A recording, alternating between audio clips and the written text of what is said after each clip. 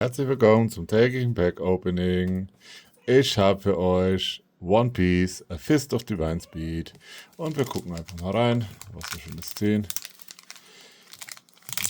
Ob wir überhaupt was Gutes ziehen oder nicht. Das ist ja noch das aktuelle Set. Das neue Set steht ja schon in den Startlöchern. Als erstes haben wir einen Skate Neptunian.